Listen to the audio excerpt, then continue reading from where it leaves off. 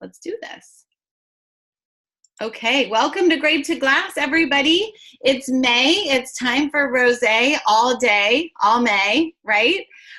Even though we don't all have May weather right now, so launching into this Memorial Day weekend, I selected these wines for this quarter because typically we have some great weather. And rain or shine, I am going to enjoy some rosé this holiday weekend. So we're kicking it off with our Sonoma rosé.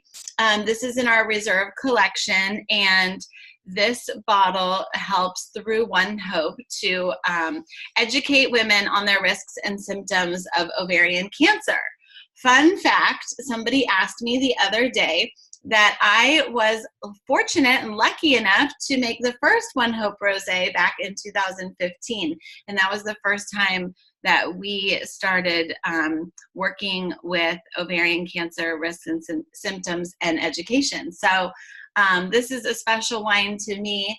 I love the rosé from Sonoma County, which is where I live.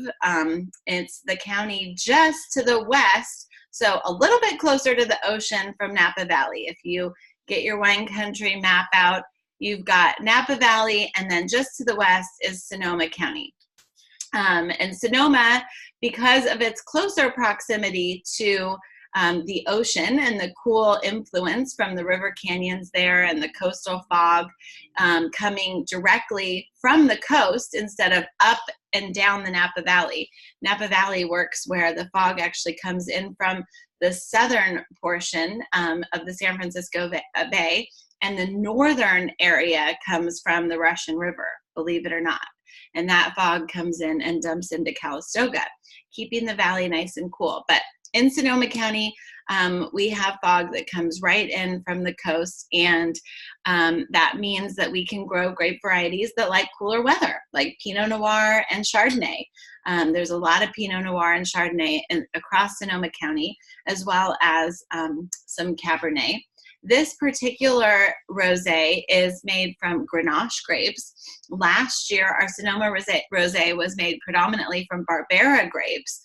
So rosé can actually be made from any red grape, and it's typically made that way, where it is from a red grape using a white winemaking process. Pretty cool stuff. I've had this happen before, so just bear with me, where my mouse stops working and I can no longer scroll through my presentation. I don't know why it does that, but apparently my mouse just stopped working. So 1 second here, everybody. Well, let's get swirling, and I'll try and figure out this technical difficulty. It's a mystery to me why my mouse decides to go on strike, but occasionally it has. So anyway, we can really get swirling here on our glass. Now, you guys know who have joined me before.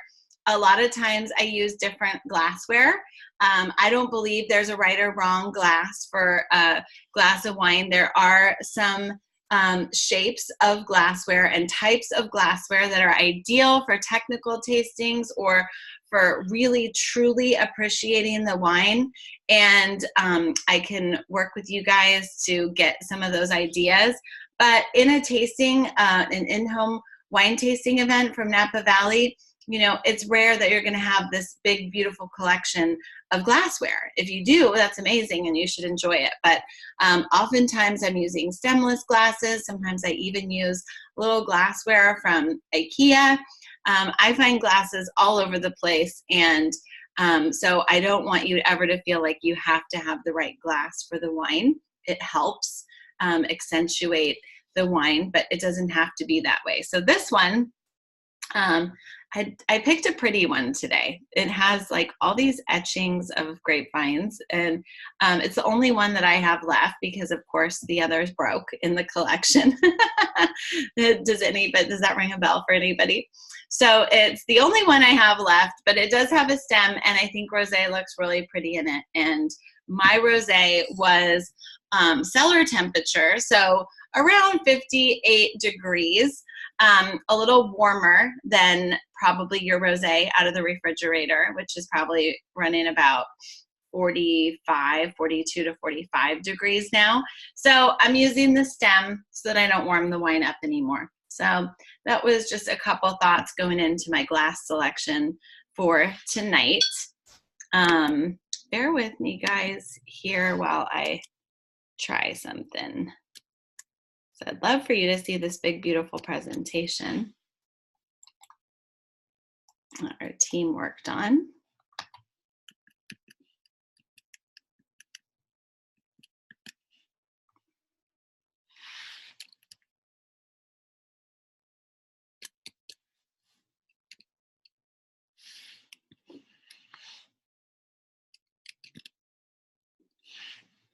Yeah, my arrows are not moving. It's like everything is completely frozen. Okay, so we're gonna just roll with this. You guys okay with that? We're just gonna do this. I don't need the presentation, but I love to show it to you. So I'll make that available in the Resource Center so you guys can scroll through that along with the presentation. So we're here stuck on Rosé. I think it's a sign. It's May. So when you swirl and you really get the most out of the rosé. Rosé is like a white wine, but it's even better than a white wine because it's got all the texture from the red grape skins, which have a lot of goodies in them, right? They have good stuff that makes red wine so dark and concentrated and tannic and velvety and all these textures. And so a short amount of contact with those red skins provides a lot more weight and sort of body, just a more robust wine. It's not a white wine, but it is made in a white wine making style. So we actually squish those grapes with a little bit of the skin contact time. That's what makes the wine pink itself. And not red because it's not too much time on the skins like a red wine. And then we ferment it nice and cold so that we have this really aromatic, beautiful wine. This wine is all about florals. It's about cherry. It's about watermelon. It's about, you know, kind of, well, just really florals when you think about that. You can get a little rose petal, a little kind of spring blossoms, even like an orange blossom, cherry blossom, a little bit of note of cherry. So all of these things are great as descriptors, but they also can help you and use them as a tool to do your food and wine pairing. So anytime you see one of our tasting notes that also is a food, which oftentimes they are, you can use those to make a great pairing. So cherry, watermelon, all those things that are coming in season are great. And they're inexpensive and easy for your hosts. So you, if you're hosting an event and fundraiser, you can really put something special together with the right fruits. So this is a beautiful wine. When I smell it, I get a lot of those aromas, right? Maybe just one or two are popping up, but you can really get a lot of aromas here. And then we can sip it together.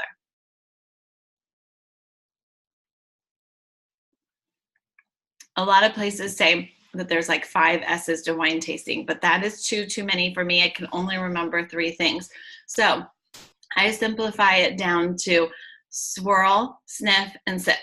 Those are all the things you have to do. Yes, you can look at it, but I don't spend a lot of time looking at it unless I'm in a really technical observation point. But when you swirl and you sniff and you sip, you've got everything right there. You're using your olfactory senses to really smell the wine, to taste the wine, and enjoy it. So it does have a silkiness to it. There is that tannin that allows for a long finish. It's really silky and it's just super duper pretty. I love this wine, especially for spring and summer, which is why we're featuring it in Mari's Picks this quarter. If you've got some questions, go ahead and ask them in the chat box. I'm still going to work on controlling my computer. And for some reason, I haven't been able to take that over yet, but worse things have happened, right? So I'm going to go ahead and move on to the next wine with you guys.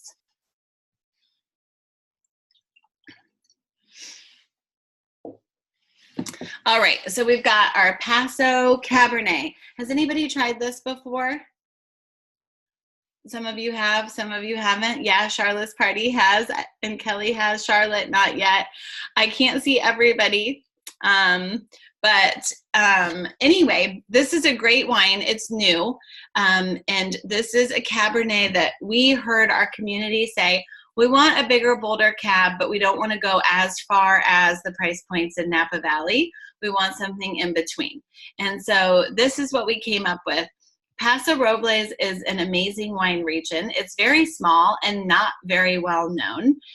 It's in the central coast of California, so smack dab in the middle of California, although it lies on the eastern side of what that coastal range looks like, okay? So it's a little more toward the center, and so you get more heat. It's actually in San Luis Obispo County.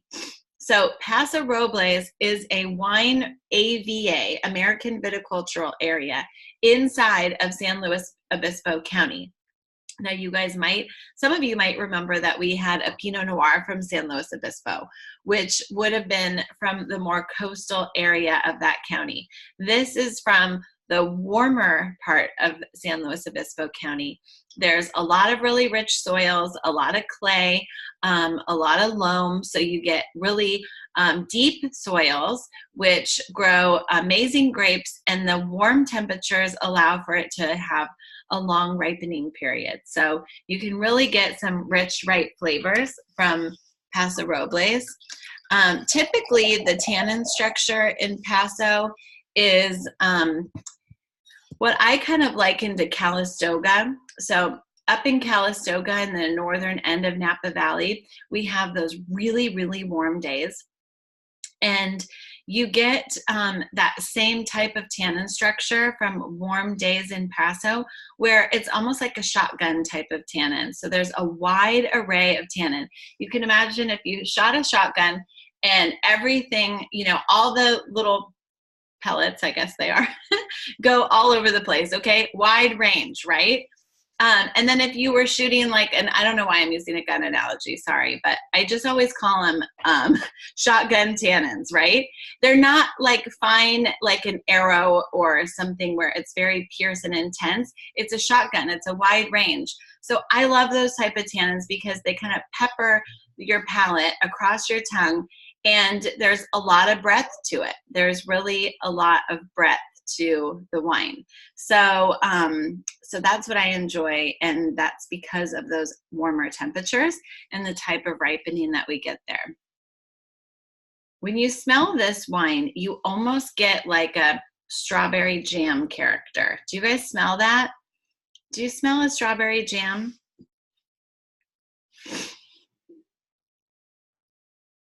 There's a lot of really pretty vanilla, and underneath that strawberry jam is actually the pure fruit.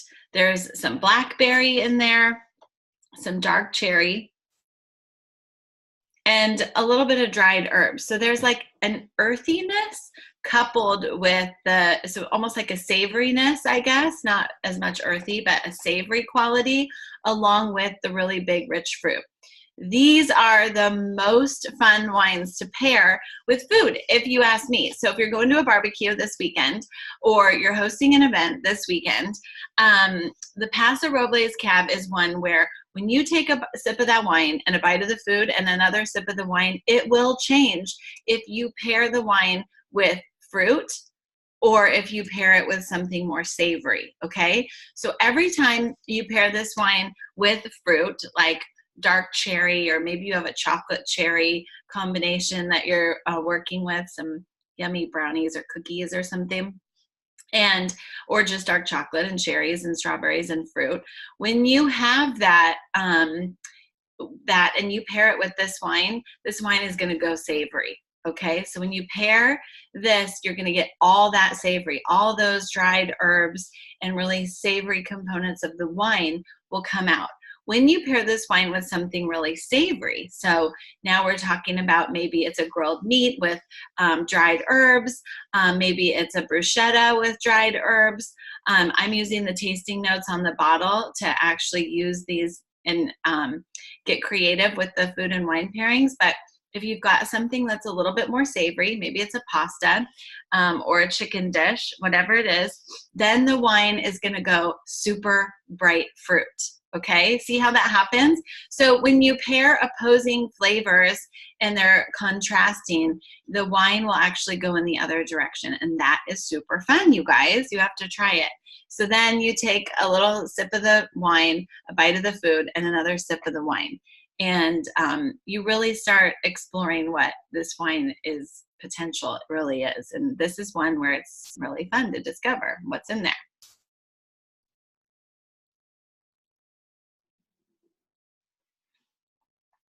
So when I'm tasting this wine, I do have the shotgun tannins, but they're coating my palate, but they're not overpowering, right?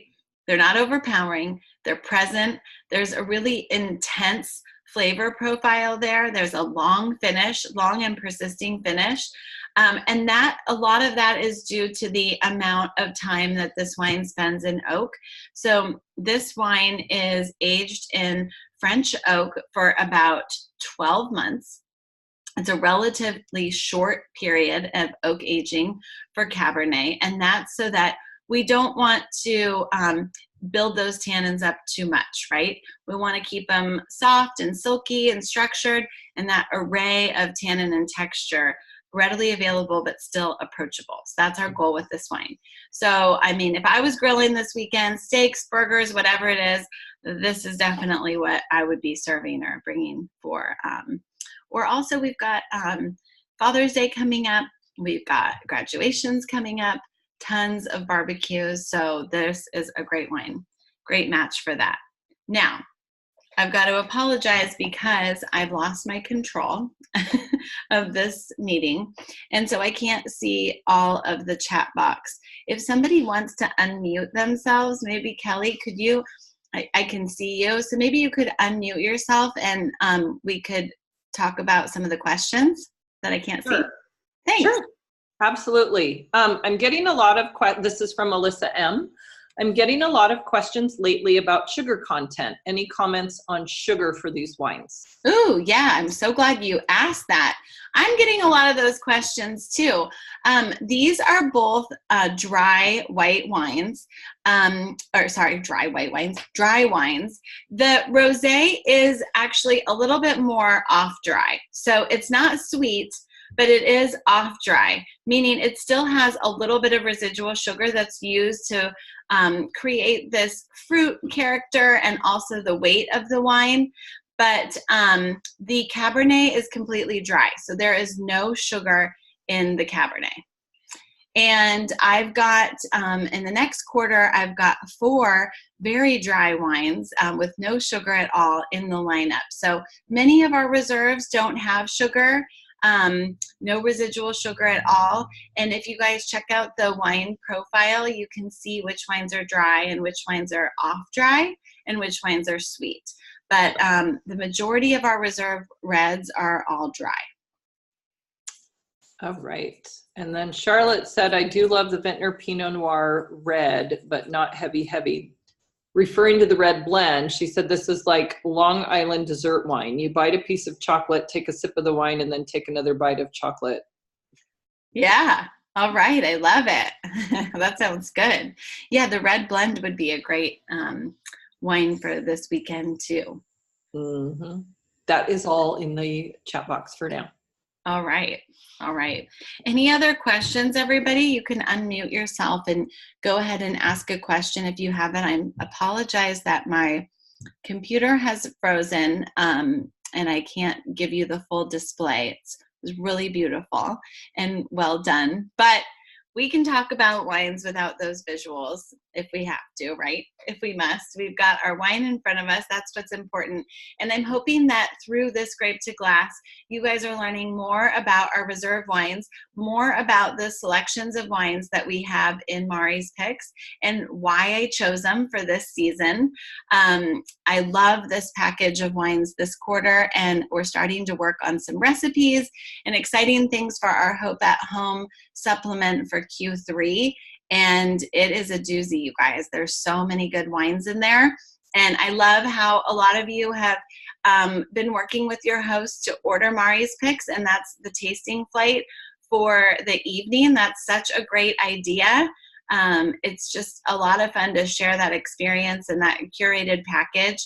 And we're working to get you guys some really great content in terms of fun hosting ideas and recipes that are doable and fun and can be used at your wine tasting events. So cheers, everybody. Heidi, I see your question. It's right here. I've been making sure to steer my hostess in the direction of at least a few of your Mari's Picks. Thank you, Heidi. I love that. It adds a great story, and there's a lot of reserve wines that just go untouched, and it's a really fun way. Or if you have some, to bring those wines into the tasting, and especially if you have a host who's been hosting a couple times or some friends who've been to a few events, you know, they never have to be tasting the same wines. We have so many SKUs in our catalog. There's plenty of room to try new options. So I hope this is helpful for all of you. Do you have a theme of some sort for how you choose your picks each quarter? Thanks for asking, Melody. I do pick based on the season. There's a few things. One is the season, like what are the foods that you're looking for that are in season that these wines will pair with? What are the occasions of the season? You know, this quarter, just May makes a lot of sense for having rosé. We've got Mother's Day, you know, we have Memorial Day, we had Easter at the start of the quarter. There's just a lot sort of introduction to summer here in June. So rosé is great. So it's always about season, and it's about how the wines will work together, and also offering a broad selection from what we have to offer. So offering some reserves that you may or may not have had that aren't very common. You're not seeing those a lot. And then also some of our Vintner Collection wines. And I always try and include a sparkling. So I think almost every Mari's Picks selection has had a sparkling. So yeah.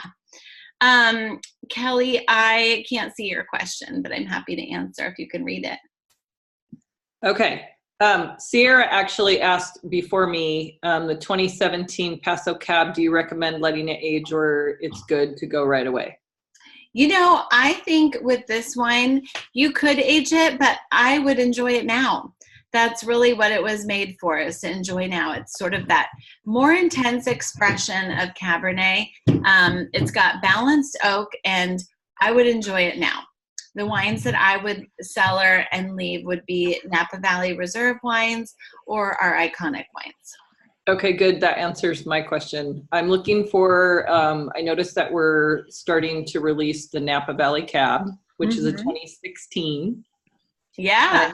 I'm looking for a 2016 to cellar until my granddaughter turns 21. So which one would be good to cellar for 17, 18 years? Yeah. Well, the 2016 Napa Valley is tasting really good. I did see we just started shipping that.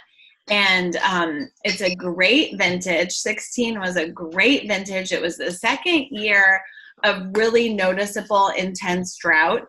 And we have some super concentrated wines coming out of 15 and 16. I think the 16 is actually tasting better than the 15. That's nice. Just my, and there's a lot of scores out there that are showing the 16 vintage surpassing the 15, even though 15 was so good. So I think that's a great option. You should definitely. Napa Valleys or Iconics? Either one, both. Yeah, both. Across the board. Yeah. Thank you. Yeah. Can I ask a quick question? Yeah, please. Okay, so I have this one, the 2015 Cabernet. It was part of that incentive that they did in March, was it? Uh-huh. Where like you had X number of Grateful Club. Anyway, I've literally never held $100 bottle of wine before. I'm just wondering what I'm supposed to do with it. I had thought that it would be good to bring to a tasting, but someone told me, oh my gosh, don't you dare do that. And so I did not. I know everybody's shaking their heads like I'm nuts. So please. Yeah. What should I do with it?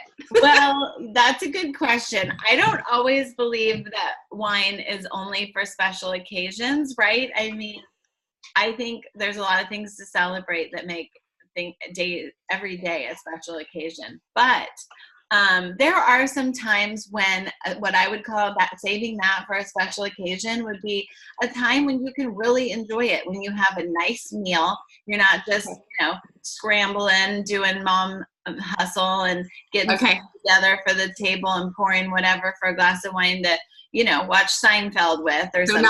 Not in and out. Yeah. Yeah, I would enjoy it and make sure you have time and you can enjoy that wine changing over the meal and hopefully with someone special that you want to share it with. Okay. Well, thanks. Congratulations. Yeah. Thanks. I just didn't really know what to do with it except look at it and go, that's a really pretty bottle. Someday I'll ask Mari what to do. Yeah. You can just sit until you have that perfect moment and you go, ooh, I've got a great bottle of wine and I'm going to bust it out. Just what we need. Okay. Yep. Mm-hmm.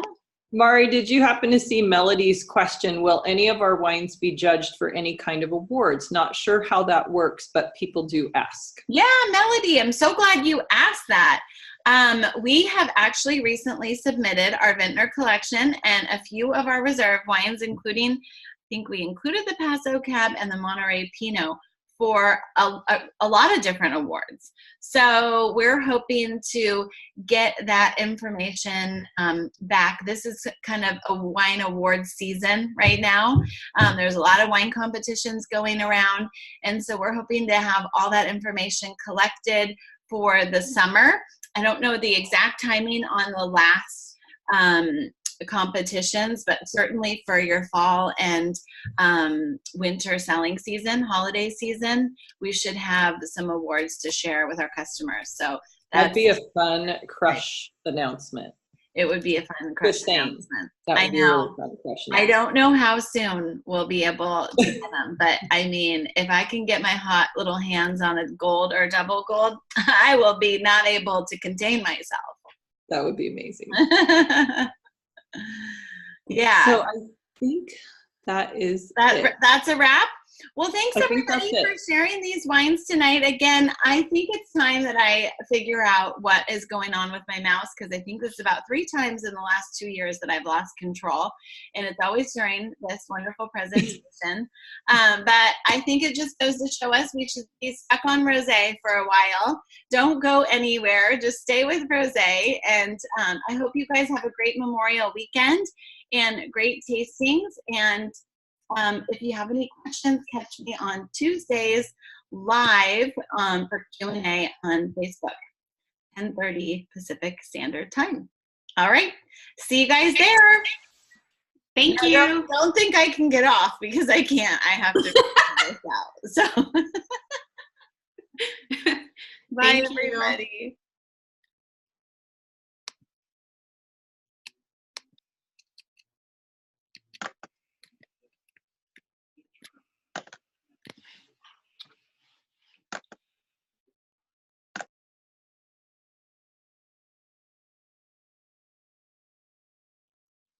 I don't think you can get off.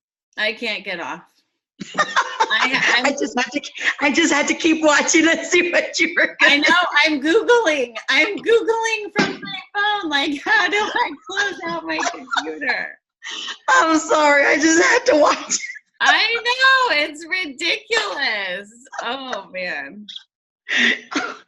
I'm not a computer person at all. I get stuck on it. I know, right?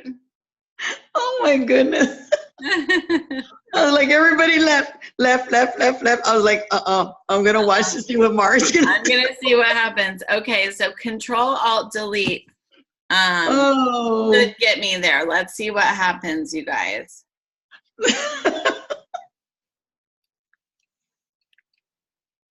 Oh my goodness. I know, I'm stuck. I'm always working late. I always miss this meeting.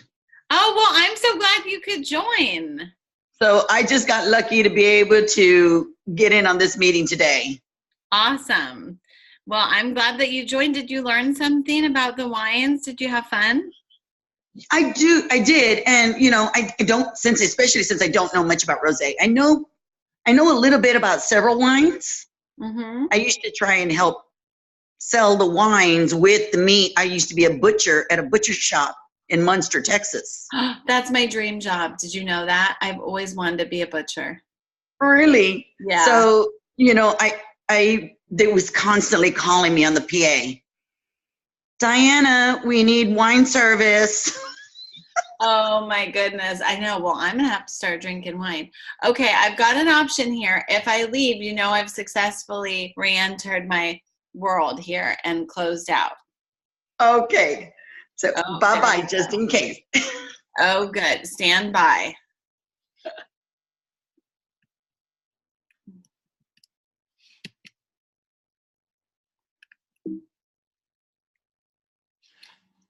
Force PowerPoint. Yeah, I do want to force it to quit. Okay. Up there, the No, pictures. I got it back. It was power.